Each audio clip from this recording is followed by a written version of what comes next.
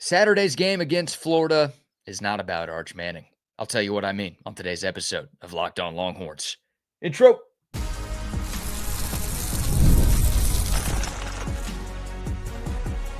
You are Locked On Longhorns, your daily podcast on the Texas Longhorns. Part of the Locked On Podcast Network, your team every day. Welcome in. You're locked on to the Texas Longhorns. I'm your host, BK Brad Kellner, Texas grad, Austin local, and longtime sports radio host here in the Lone Star State. Thank you for making Locked On Longhorns a part of your day every single day. Today's episode is brought to you by Game Time. Download the Game Time app, create an account, and use the code LOCKEDONCollege for $20 off your first purchase. We've got some sound from Steve Sarkisian's Monday press conference and also 4 Texas Longhorns who need to step up for the Horns to compete for an SEC championship this season. But first, more on this weekend's SEC opener, Texas at Florida. There are a ton of storylines going into this matchup. Of course, we're talking about a game between two blue blood programs. This is Texas's first trip to the swamp since 1940. You've got Billy Napier coaching for his life.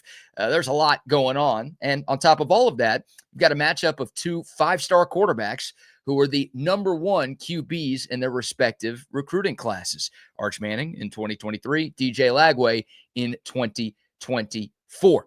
The quarterbacks are always going to dominate the headlines. That's nothing new. And this week, considering how high profile the QB matchup is, it's not going to be an exception. And if we're being honest, it's probably safe to assume that Arch Manning is going to be the lead story going into every game that he plays during his Texas career, and maybe every game he plays for the remainder of his football career. But this game in particular isn't all about Arch. This game is about the Texas run game and the Texas defense. Why, you ask? I know Florida's 1-3 on the season. They've been a huge disappointment after starting the year in the top 15 in the preseason poll. If you look at their 3 losses in the 3 most recent games that they've played, those losses didn't happen because the other team's quarterback lit them up. Against South Florida, Byron Brown, 63% completion percentage, 236 passing yards, 1 touchdown. In Florida's loss against LSU, Garrett Nussmeier was 15 of 27. That's a 55% completion percentage. Had 220 yards, 1 passing touchdown, 1 interception. Not elite numbers by any stretch. Against Miami, Florida's most recent game, Carson Beck, who's one of the favorites to win the Heisman Trophy right now, according to our friends at FanDuel, had just 160 passing yards in that game, 0 touchdowns, 1 interception. Not quite Heisman numbers against that Florida defense. So Florida didn't lose those 3 games because they gave up a bunch of big plays and touchdowns through the air. Florida lost those games because South Florida, LSU, and Miami were able to control the game with strong defensive performances and good enough running games. And that's the blueprint for Texas to go on the road and get a victory in the swamp. Florida's secondary may be the strength of their team, and we're still not entirely sure what Arch Manning is. Yes, he's coming off the best performance of his 2025 season, but only the second career road start for Arch Manning. The first one in Columbus did not go really well, and I'm not sure if Arch Manning is better than Garrett Nussmeier and Carson Beck right now, and I just gave you those 2 stat lines of what those guys did against this Florida defense. I think the Gators secondary is the strength of their team.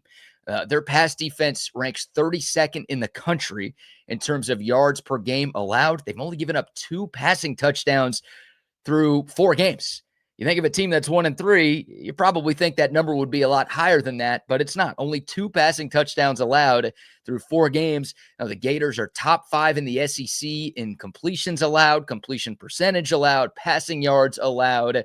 Their secondary's been really good. Overall, their defense is actually top 5 in the conference in points per game allowed as well. They're only giving up 16 points per game so far this year. So overall, the defensive numbers are good, but the secondary's been next level. And they've got Cormani McClain, a former 5-star, one of the top players in the class of 2024. He looks very much like a 5-star. There's some talent there. That unit has played really well to this point in the season. And another thing about this Florida defense that makes them hard to pass against, they pretty much exclusively run 2 high safety looks. Like, they are trying to prevent the big play. And they're top 20 in the country in explosive passing plays allowed, just 8 total in 4 games. And again, they've gone up against some pretty solid quarterbacks thus far this year. Basically, their whole defensive game plan is centered around not giving up explosive pass plays, easy for me to say. And they've done that very well. In a year that they haven't done a lot very well, they have done that very well, not giving up a lot of deep shots through the air. So Florida is going to dare Texas to run the ball. The Longhorns are going to have to be able to do that. That's how Miami was able to put that game away in the swamp a couple of weeks ago. And look, if Texas is able to run the ball and they're able to do that consistently, Florida might have to abandon some of their too high safety looks to drop an extra guy or two in the box. That opens some things up for the passing game. That makes life easier for Arch Manning and these Texas wide receivers. The concern with that from a Texas standpoint, San Jose State and UTEP, they played a lot of that shell coverage, too high safety look. A lot of times it was 3 high safeties for those teams, and they would drop extra guys in coverage. They would lighten the box because they were so worried about Arch Manning and the Texas passing attack. They basically were daring the Longhorns to run in those games, and Texas couldn't do it consistently in those 2.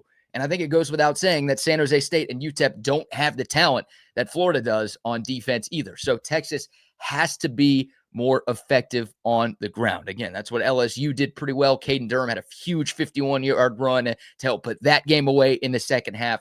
Miami was able to get the ground game going in the second half to pull away from Florida in the fourth quarter. There, you've got to be good running the football, and you've got to stick with it. And I think Texas needs to be more effective on the ground. Now, here's the good news for the Longhorns going into this weekend. Help is on the way. Trey Wisner and CJ Baxter should be returning. The injury report will come out tomorrow. I should say the first injury report of the week will come out tomorrow. But Steve Sarkisian yesterday kind of hinted towards Trey Wisner being back. I've talked to a couple of people behind the scenes who believe that both Trey Wisner and CJ Baxter will be returning to action this Saturday in Gainesville. So that's the good news. The one game that Texas had its full complement of running backs was week 1 against Ohio State.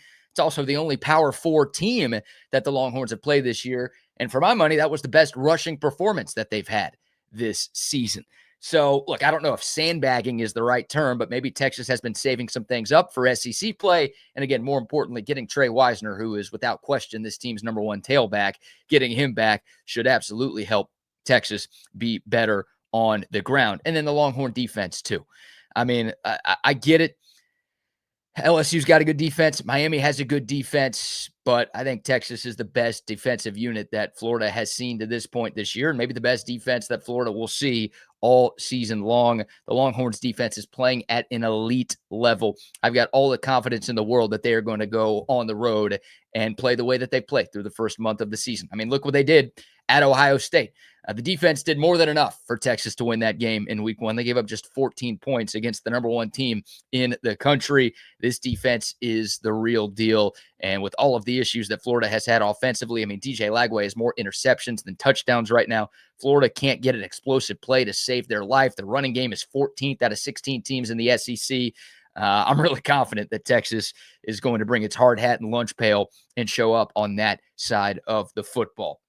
I'll end this segment with this stat right here. Since the beginning of the 2023 season, the Texas Longhorns are 26-2 when scoring at least 21 points. You look at Florida's 3 losses this season. They scored 16 against South Florida, 10 against LSU, 7 against Miami. I just said it. I think Texas's defense is the best that Florida has seen all year. You don't need Arch Manning to put up Sam Houston numbers to win this game. You'd love for that to happen. My God, if he's responsible for 300-plus yards, 5 touchdowns, and 0 turnovers, you will absolutely take that. But you don't need that to win this game against this Florida team. Bring your defense, win in the trenches, run the ball, and this might be worth a whole segment later in this week. For the love of the Lord and all that is holy, take the points when you have the chance. I know Sark likes to be aggressive, but this could be a defensive struggle. This could be a 1st-to-20 kind of game. This could be a 1st-to-17 kind of game. When you have the opportunity to get 3 points, take the opportunity. I think we all feel pretty good about Mason Shipley, who's a perfect 5 for 5 on his field goals this year. Take the points. But again, look, Arch Manning's going to get talked about a lot. He obviously can't turn the football over in this game, but he just needs to do what Garrett Nussmeier and Carson Beck did. Manage the game. Don't make the super costly mistakes. Let the defense make some plays. Let the run game go out there and make some things happen. And that should be enough for the Longhorns to get a road victory this Saturday. What say you? Agree with me? Disagree with me? How much pressure do you think falls on Arch Manning in the SEC opener at Florida? All right. We've got some sound from Steve Sarkisian's Monday presser. Sark was asked about if he's concerned going into this 4-game stretch where Texas won't play a single game at DKR. We've got the head coach's answer coming up next right here on Locked On Longhorns. But first, a word for our friends at Quo. One of the tools to help make a huge difference for business owners is Quo, formerly Open Phone. It's the same great business phone system that you've heard me talk about before, just with a new name. And here's why it matters. Every missed call is money left on the table. When every customer conversation counts, you need a phone system that keeps you connected 24/7. Quo is the #1 business phone system that streamlines customer communications. It works right through an app on your phone or a computer, so you don't have to carry 2 or 3 phones. You don't have to rely on that old landline anymore. It's all so easy to use. You can share one number with your entire team. You can collaborate with everybody on calls or texts. It's like a shared inbox, so no customer gets left hanging, and everybody on your team knows exactly what needs to be done. So whether you're a solo operator or you're a part of a larger team, Quo makes it easy to stay responsive and professional. See why over 90,000 businesses trust Quo, formerly Open Phone. Get started free and get 20% off your first 6 months at quo.com/lockedoncollege. That's QUO.com/lockedoncollege. If you've got existing numbers with another service, Quo will port them over at no extra charge. It's Quo. No missed calls, no missed customers. All right, welcome back to Locked On Longhorns, your team every day. The Longhorns are about to embark on a pretty unique month of October. Texas will play its next 4 games away from DKR. Of course, at Florida this weekend, the OU game in Dallas next Saturday, the trip to Lexington, and the trip to Mississippi State. So 3 true road games. The OU game this year is technically a home game, but of course, that game will be at the Cotton Bowl inside the State Fair of Texas. So the Longhorns won't be playing another home game until November 1st. This is Steve Sarkisian's 5th year as the head coach at Texas. The longest stretch of consecutive games that one of his teams have played away from Austin, 2. And there's been a number of, 2-week, 2-game road trips for Texas, but they haven't played 3 straight outside of Austin, let alone 4 straight outside of Austin. So again, a very unique circumstance and obviously a huge stretch for the Longhorns to open up SEC play. Texas has some catching up to do. Like Ole Miss is already 3-0 in the SEC. Texas hasn't even played a conference game yet. Obviously, that's the schedule. Nothing you could do about that. But just crazy to think that one team has already played 3 SEC games and Texas is about to play its first. So this weird stretch coming up. Sark was asked yesterday if he's concerned about his team embarking on this October journey. Here's what he had to say. I hope there's not concern, for me, because I think that we've got a really good formula for success when we go on the road. We've played very well on the road. We've played well away from DKR, and I think that part of that is part of the process that we do. We tend not to, hey, this week we'll do this, next week let's change it and do that, next week let's do this. We try to find a routine and a rhythm to what we do. I think that we've created a culture around here where connectivity is so important, and you got to have connectivity on the road. You just don't have. You got 100,000 people cheering against you. And ultimately we've played pretty good. We haven't played perfect, and I don't know if anybody plays perfect on the road, but when you're connected and you play well, you can give yourselves opportunities to find success along the way, and you can overcome some of the adversity that you're going to get faced with. So I'm probably more confident than I'm concerned, but I hope nobody in our building is concerned. They should feel very confident in our formula to get ourselves ready to play on the road. So Steve Sarkisian saying he's confident, not concerned with this road trip coming up. And that's obviously the mindset you have to have. But I think it's the mindset that he and everybody in that locker room should have as well. Texas was 3-0 in true road games in the SEC last year. They obviously had no problem with the Oklahoma game in Dallas last season. Going into 2025, Texas had the longest active road winning streak in the country. I know they lost that with the loss at Ohio State, but I don't think Texas looked completely phased by the environment at the shoe. Arch Manning maybe did, but the defense showed up. The run game was good. Talked about it in segment 1. I thought it was the best rushing performance of the year. I thought that was the best offensive line performance of the season for Texas. And believe it or not, the Longhorns, they had 6 penalties in that game. That was the fewest penalties that they've had so far this season. The 3 games at home, they had more penalties than they did on the road. Their one true road game to this point in the year. So, I don't think Steve Sarkisian's talking out of his rear end there. He's got a reason to feel confident that Texas can handle this weird stretch. 3-0 in true SEC road games last year. The win over Oklahoma last year. Obviously, if you want to include the Michigan game on the road last year, they were good in that spot too. Whatever they've done when they've traveled has worked more often than not in the recent era of Texas football. So he's got reason to feel confident that Texas will be just fine this weekend, and I do too. One more from the head coach here. He was actually asked about that Ohio State game, right? Playing on the road at the Shoe in week 1. Can that experience help your team prepare for what's to come at the Swamp this Saturday? I think it can. I think it can definitely help us. Again, I didn't think as a team we were overwhelmed in the environment. I think we had a couple false starts, and I think they were Brandon Baker might have had 2 of them, and it was his first career start, playing tackle. So I do think our poise and composure is going to be a critical ingredient to the way we play Saturday. It's going to be loud. We're going to be put in some adverse situations. It might be raining, so there'll be some things that'll come up in the game. But I think staying connected and leaning into one another and not feel like, as an individual player, I'm isolated, that I'm there by myself. We've got our group going with us, and everybody's got to have each other back and supporting each other and picking each other up, through the adversity as it presents itself.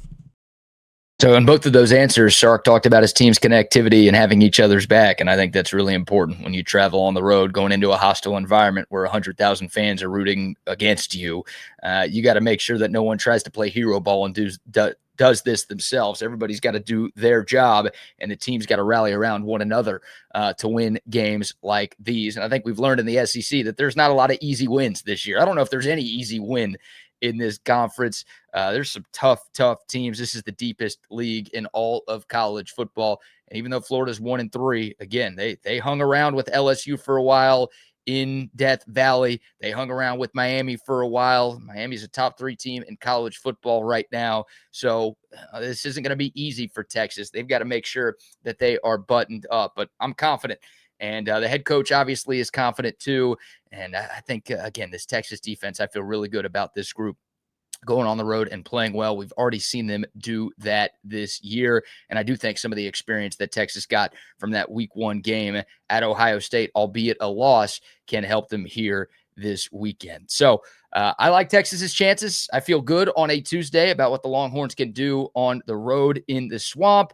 And again, they've had some mindset, whatever they've done to get them ready for a lot of these road games in the past. I think they should bring that back out this weekend.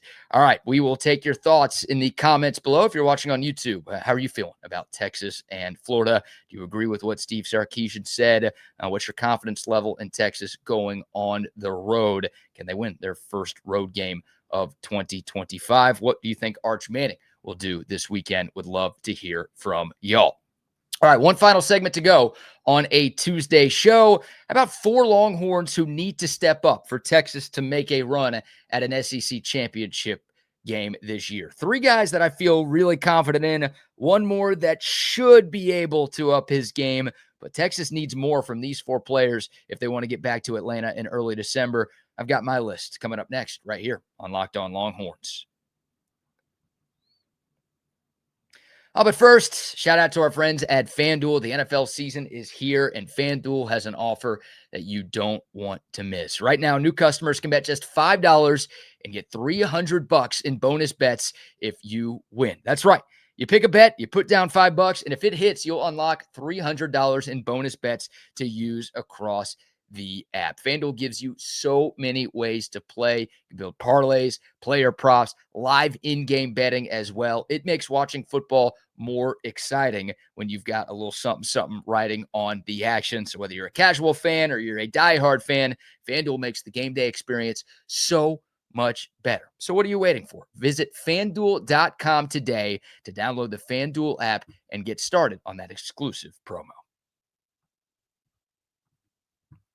All right, welcome back to the Locked On Longhorns, your team every day. My mouse is acting up here. Let's get back to the notes. All right, here we go.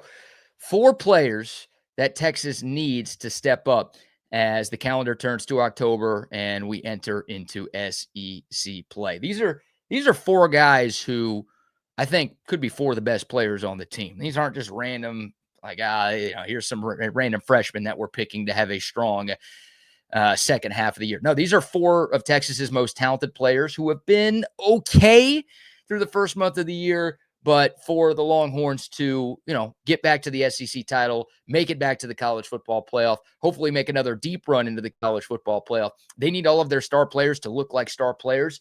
And some of their stars just haven't quite lived up to the billing just yet. Number 1 on that list is Colin Simmons, the preseason All-American, the reigning Sean Alexander Freshman of the Year award winner in college football.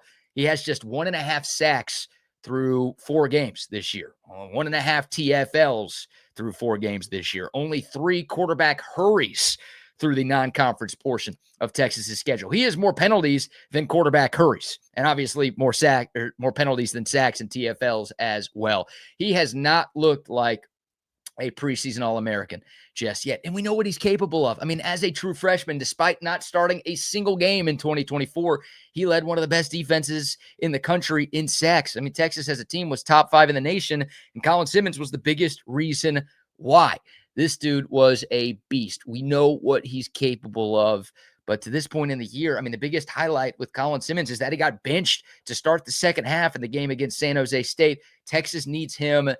I don't know if he needs to play at an All-American level. That would be nice, but he's got to look like an all-conference caliber type of player. He's got to be, closer to the guy he was a season ago for this defense to reach its full potential. He did have his first full sack of the season in the Horns' most recent game, that 55-0 win over Sam Houston. And Texas as a team had a bunch of sacks in that game too, 5 of them after only 6 total through 3 weeks. Yeah, Colin Simmons is the guy, maybe at the top of my list, Texas needs more from in conference play. I'll also mention another preseason All-American on the Texas defense. Anthony Hill hasn't been bad by any stretch of the imagination, but his numbers are kind of eye-poppingly low, if that's a thing. Through 4 games, Anthony Hill has 16 tackles.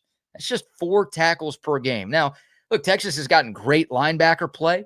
Leon Galafau's been great. Anthony Smith has been great. There's been a lot of rotation. Trey Moore's been fantastic as well. So I think part of this is, Pete Kwiatkowski and Texas maybe saving Anthony Hill a little bit for some of the bigger games that they have this season. But 16 tackles and 1 TFL for Ant Hill, who had more than 100 tackles last season to lead Texas. He also led the Longhorns in TFLs last year too, with double digits. It's just weird to see the lack of statistical production from a guy as good as Anthony Hill. I mean, we know how good this dude is. He's an All-American last year, projected high first-round pick in the 2026 NFL draft. I don't think, his lack of numbers in these first 4 games has changed that, but I'm a little surprised to see those stats. And I think Texas needs more from Anthony Hill. I expect Texas to get more from Anthony Hill. We've seen enough from him through his first 2 seasons on the 40 acres to where it'd be a big surprise if those don't pick up as this season goes along. But yeah, Anthony Hill, I want to hear his name a bunch on the ABC telecast Saturday afternoon at 2:30. Going to the offensive side of the ball now. Jack Endries, the transfer tight end from Cal, has a couple of touchdowns this year. That's the good, but only 7 catches through 4 games for Jack Endries. Only 106 receiving yards as well. Preseason All-SEC player. He was really good at Cal last year. Pulling up his stats from 2024, he had 56 catches for 623 yards. Again, we're a third of the way through the regular season, and he has just 7 grabs for 106 yards. So you're looking for more in the Texas passing game. We talked yesterday about the return of Emmett Mosley V and how that can help the Longhorns get some things more in gear going forward.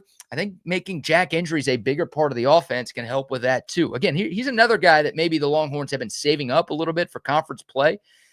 Texas has played 5 tight ends this season. They've got a pretty deep room, and they've been rotating guys in and out. Jack Injuries has been dealing with a little bit of a bum ankle, too, in recent weeks. So maybe that's all part of why the numbers just aren't where they are. But, I mean, I thought Jack Injuries was going to be relatively close to as productive as Gunnar Helm. And I get it. Gunnar Helm set school records last year for tight end. But I thought Jack Injuries was going to have that type of impact with this Texas offense. To this point, obviously, he has not. So I think he could help with Texas's red zone struggles, maybe some third down struggles, just the overall passing game, too. I'd like to see more of the Cal transfer in this passing game moving forward. Hopefully more of number 88. And then last but not least, he's another guy, by the way. Those first 3 guys are guys that I feel like will turn the corner and will up their game. The 4th name on this list is a guy who's supposed to be one of this team's best players, and he is supposed to be one of this team's most important players. And it hasn't happened for him yet this year, and it hasn't happened consistently enough for him in his Texas career. That's DJ Campbell. Of course, the lone returning starter for Texas on the offensive line, one of 3 returning starters on the entire offense. The elder statesman of that group, a guy with almost 40 starts during his Texas career. He hasn't been very good. He had holding penalties in each of the first 3 games of the year. I do think he's coming off his best performance of the season with what he did against Sam Houston State. I like more of the effort from him, and I just like more of what he looked like. But DJ Campbell, like he was supposed to be the guy, the one guy that you could really rely on and trust on the Texas offensive line. He hasn't been that. I mean, Trevor Goosby's been solid. The other 4 offensive linemen have kind of left a lot to desire with their performances, but Campbell was supposed to be that dude. It's just been a struggle for him. The PFF grades aren't very good. The penalties have been too much. He hasn't been the rock that you wanted him to be on the right side of the Texas offensive line. So I'm holding out hope. I'm not closing the book on him. But again, he's a guy who started a lot of games, and we're still having some similar questions about his pass blocking, about the technique, about the penalties that we had a couple of years ago. So I don't know if I can assume that DJ Campbell is going to figure it out. I hope he does. It's important that he does for this Texas offense to reach its full potential. But I'm a little more skeptical about him than I am those other 3 guys on the list. But hopefully he shuts me up and just plays really well starting this weekend against a very talented Florida defensive front. So there you go. My 4 Longhorns that I think Texas needs more from if they are going to make a run at another SEC championship game. What say you? Do you agree with my list? Who did I miss? Would love to hear from y'all in the comments below. But that's going to do it for today's episode. Really appreciate y'all. If you made it this far, number 1, thank you. Number 2, please remember to like, subscribe, leave a comment. All of those great things. Really do appreciate y'all's continued support of Locked On Longhorns. For your next listen, check out Locked On Bets with my man Lee Sterling and Kevin Rogers. They are your one-stop shop for all of your sports betting needs, expert analysis, game picks, the lock of the day. They've got you covered. Find Locked On Bets on YouTube or wherever you listen to your podcast. More sound from Steve Sarkisian, more Texas, Florida preview coming up as we move along, plus a crossover episode with the host of Locked On Gators later this week as well. We'll get the Florida side of this weekend's matchup. That's going to do it for today. Thanks so much for tuning in. Until next time, horns up, mics off. We'll see y'all soon. This is Locked On Longhorns.